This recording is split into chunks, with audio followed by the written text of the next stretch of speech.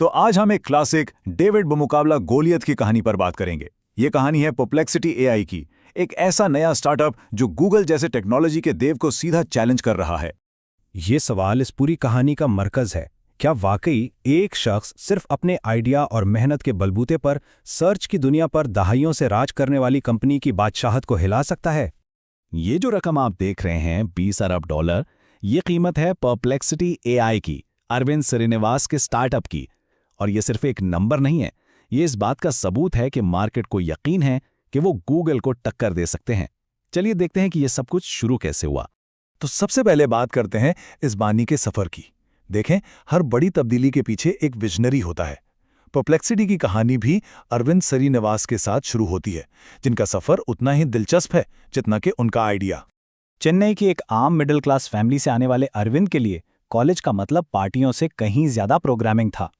जब दूसरे दोस्त घूम फिर रहे थे तो वो मशीन लर्निंग के कोड में अपनी दुनिया बसा रहे थे। उनका सफर उन्हें दुनिया की बेहतरीन एआई लैब्स तक ले गया, ओपन एआई, गूगल और डीप माइंड। वहां उन्होंने सिर्फ कोडिंग नहीं सीखी, बल्कि ये समझा कि मौजूदा सर्च टेक्नोलॉजी में क्या कमी है। उन्हें एहसास हुआ कि मुस्तकबिल लिंक्स की लंबी चौड़ी फहरिस्तें दिखाना नहीं, बल्कि सीधा और दुरुस्त जवाब देना है। अब आते हैं दूसरे हिस्से पर, मार्केट में मौका। 2022 के आखिर में चैट जीपीटी के लॉन्च ने टेक्नोलॉजी की दुनिया में एक भूंचाल पैदा कर दिया। इसने सब कुछ बदल दिया और एक ऐसा खला पैदा किया जिसे भरने का मौका अरविंद को साफ नजर आ गया। उस वक्त मालूमात के दो बड़े टूल्स के बीच एक बहुत बड़ा गैप था। एक तरफ गूगल था, जो आपको लिंक्स के समंदर में छोड़ देता था कि खुद ही जवाब ढूंढो, और दूसरी तरफ चैट जीपीटी था, जो जवाब तो देता था मगर ये नहीं बताता था कि मालूमात कहाँ से आईं, यानी उस पर पूरी तरह भरोसा नहीं किया जा सकता था। इसी खला को परप्लेक्सिटी ने पुर किया। उनका आइडिया बहुत सादा था, क्यों न चैट जीपीटी जैसी बातचीत की सलाहियत को गूगल की हकीकी वक्त की मालूमात और सोर्सेस के साथ जोड़ लिया जाए, यानी एक ऐसा जवाब मिले जिस पर आंखें बंद करके भरोसा किया जा सके। अच्छा, अब आते हैं तीसरे हिस्से पर, एक मुनफरिद हल। सवाल यह था कि अरबों डॉलर की कंपनियों का मुकाबला कैसे किया जाए जब आपके पास वसाइल ना होने के बराबर हों। अरविंद का जवाब टेक्नोलॉजी बनाने में नहीं, बल्कि इससे इस्तेमाल करने के एक नए और बहुत ज़हीन तरीके में था। अरविंद के सामने सबसे बड़ी रुकावट पैसा था। अपना बड़ा लैंग्वेज मॉडल तैयार करने के लिए अरबों डॉलर लगते हैं, जो उनके लिए बिल्कुल मुमकिन नहीं था। तो उन्होंने एक बहुत ही होशियार रास्ता अपनाया। अपना एआई मॉडल बनाने के बजाय उन्होंने दुनिया के बेहतरीन मॉडल्स जैसे ओपन एआई और गूगल को एक ही प्लेटफॉर्म पर इकट्ठा कर दिया। यूं समझे कि परप्लेक्सिटी एक एआई का कंडक्टर बन गया, जो हर सवाल के लिए बेहतरीन मॉडल का इंतखाब करता है और उसके जवाब को ज़राए के साथ पेश करता है। यह हिकमत अमली सिर्फ पैसे बचाने के लिए नहीं थी, इसने उन्हें नाकाबिल यकीन हद तक लचकदार बना दिया। मतलब अगर कल कोई नया बेहतर एआई मॉडल आ जाता है तो परप्लेक्सिटी आसानी से उसे अपना सकता है। वो किसी एक टेक्नोलॉजी से बंधे हुए नहीं है।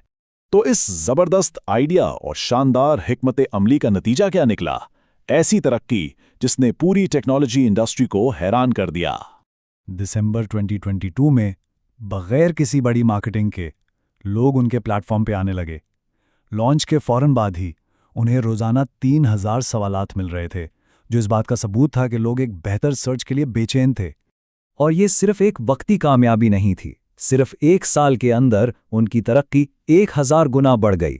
ये स्टार्टअप की दुनिया में तकरीबन ना सुनी जाने वाली बात है।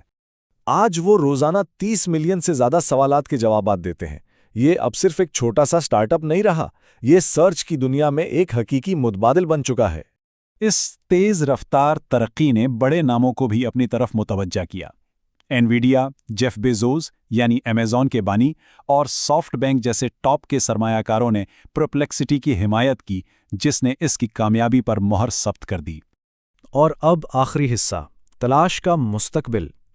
परप्लेक्सिटी की कहानी सिर्फ एक कामयाब स्टार्टअप की नहीं है, ये इस बुनियादी सवाल को जन्म देती है कि क्या हम हमेशा इसी तरह मालूमात तलाश करते रहेंगे जैसे गूगल ने हमें सिखाया है।